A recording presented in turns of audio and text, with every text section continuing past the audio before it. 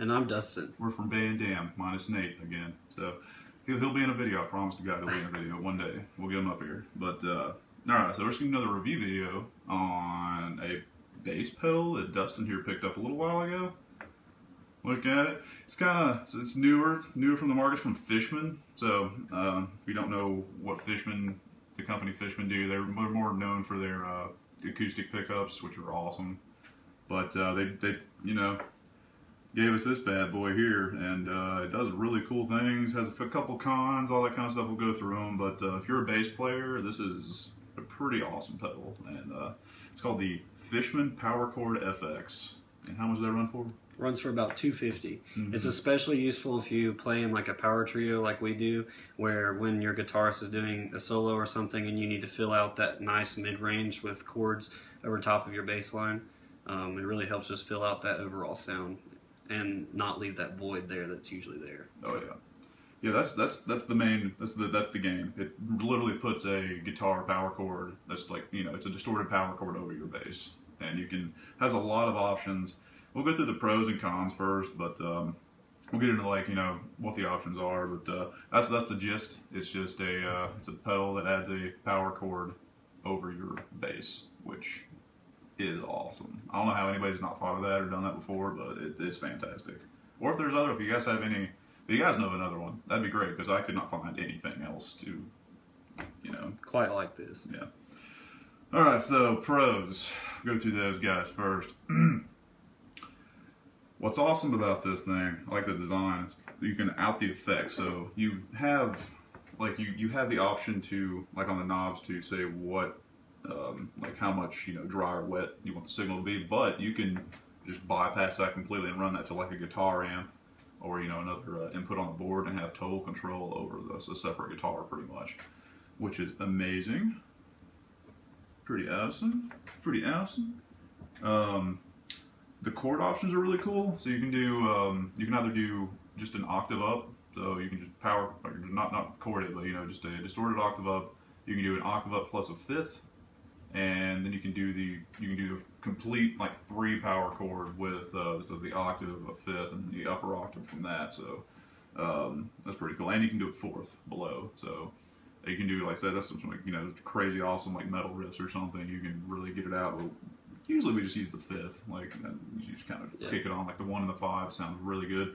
And that's the other thing about this that I'm pretty impressed with. It actually sounds good. We're thinking, Fishman, what are you doing? And they knocked it out of the park, I think, with the sound. Because you can really, I haven't heard it yet, but he hooked it up to a guitar amp. And how'd that sound? Yeah, it sounds really good if you hook it up to both your bass amp and your guitar amp at the same time, because then you can edit it more on your amp and get a more authentic guitar sound on that end, and still have your bass sound intact, which I really enjoyed that. Just messing around with that and making it more authentic sounding. It's surprising what you can do with that.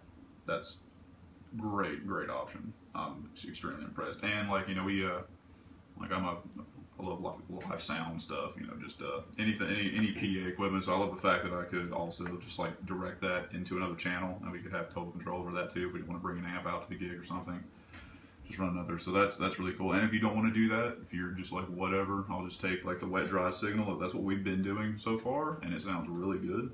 It just kind of because it's just, we haven't had a big enough shows really to need to route them both. Just we don't need that option. It's just not worth it. So, but for bigger shows though, that's a fantastic option, and I love that for it. All right, any other pros you can think of? There's a lot of versatility as far as the overdrive, the tone, the effect level. I would definitely recommend kind of having the bass and the guitar levels about equal. But there's just a lot of customization with all your options there. Yeah, fantastic. All right, so a couple cons about this here Fishman experiment. One of the biggest ones that we first noticed was the build quality, because that was the first thing. It's all right, and it's pretty sturdy, but these knobs are they're like this one just fell off like a couple, like it didn't take any time for it to fall off. Yeah. So we actually just now put it back on, which isn't a big deal, but I mean, I don't know, just kind of, and also it took you, like you had to send it back because it like didn't work when you first got it. Yeah, so I ordered it from this website, and I got it there because it was on discount, and maybe it was because it was one with issues, and then it was right around Thanksgiving break and stuff too, so I couldn't get it back since I couldn't send it to them because the place was closed. So then I had to wait, and when I finally got it sent out and I got it all taken care of, and Fishman fixed it, and they're really good about that, and now it works great. But I did have that initial problem. So there's a pro customer service. They didn't just say, hey, screw you. They actually helped them out. So but yeah, that was. And then the knob falls off. Yeah, when he gets it back. Like the next day, He's like, oh, it's fixed. Oh, yeah, that's good. That's pretty much for But again, it's like I'm sure there's going to be a lot of competitors probably out after this thing come out. I mean, hopefully, because this is a great idea, and healthy competition in the market's always the best thing to have. So. Give them something to shoot for. Maybe the second version of this will be a little better. They'll kind of learn from their mistakes. Okay, so, and the other con was the design. That's what I'm kind of going to finish again. What do you think about that, man? What problems have we had? For me personally, the biggest issue I've had is right next to your mix output and effect output, the input for your power is right next to it. And so when you're trying to put this on a pedal board or something like that, it's really hard when you've got all these, you're going to have all these other cords hooked into it. And personally, it makes a lot more sense, in my opinion, to put the power right here on the top because it's left completely bare with just a Fishman logo on it. Or maybe put it on the bottom or something. But since there's... Or just space those out a little more. Yeah. That was the biggest, the hurdle we had with, I'm sure... You can, just have most pedals or most patch cables are they're at a 90-degree bend, so that's what we were using. So, I mean, you could do it with just a straight jack, but, I mean, if you got your pedal board and you want to save space, you're going to have to use those 90-degree, jacks, which, in this case, you can't really do it. You have to, really... It just, I don't know, it's a struggle to get it down. The cords are going out, they're flipped up like this and stuff. It's terrible. It just makes it unnecessarily complicated. Yeah, so a little bit that's the biggest design flaw that we've really came across, but I mean, not a huge deal, especially if you're just using this one, because I know that and it, this again, this is for power trios, and if you're a really if you're a really efficient country guy, or anything like that, you're not going to be using this thing anyway. You're going to be really precise and stuff, sound and really clean. So, but this is more for, like I said, the trio. Most of those guys have pedal boards, so rightfully so. They need those effects, especially to fill out everything. So that's, I don't know. I wish they would have spaced it out a little more, but maybe version 2, or somebody I don't know, come on TC, somebody give us another one. So, and that's we usually go to alternatives here of what else you can get that's kind of similar, but there's really nothing that does what this does. There's a lot of things that give you an octave, or a muff pedal, or fuzz, anything like that, but nothing else gives you just a guitar power chord over top of the bass, which blows my mind. I thought that'd be everywhere. I thought that was just a thing. So when we started looking up stuff like that, this was it. And it only came out this past year, so yeah.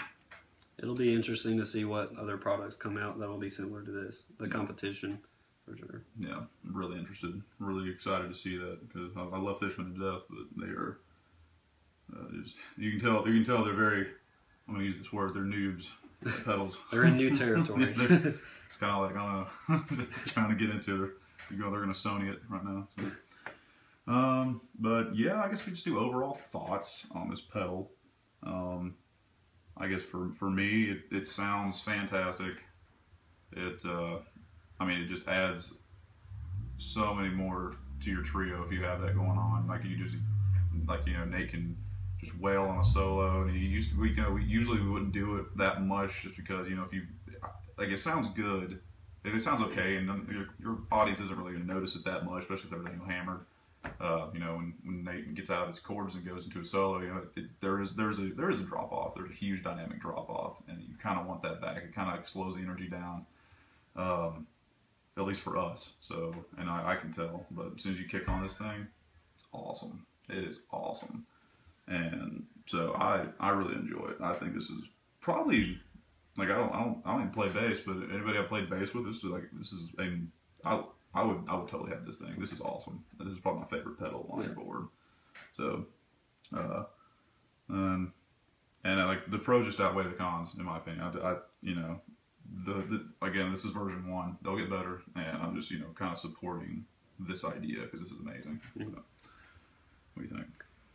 I think it's well worth the price. It's a really fun pedal if you're a bass player, but also a guitar player. You know, a lot of songs, especially really popular songs, the bass and the guitar parts link up with each other in some way. And so you can effectively be both people at the same time, which is always fun. Yeah. And like you said, this is the first in what I would hope to be of many products similar to this. So, you know, supporting these guys and helping them, you know, maybe that'll encourage them to make a second one, or maybe another company might kind of look into the idea and maybe come up with something better.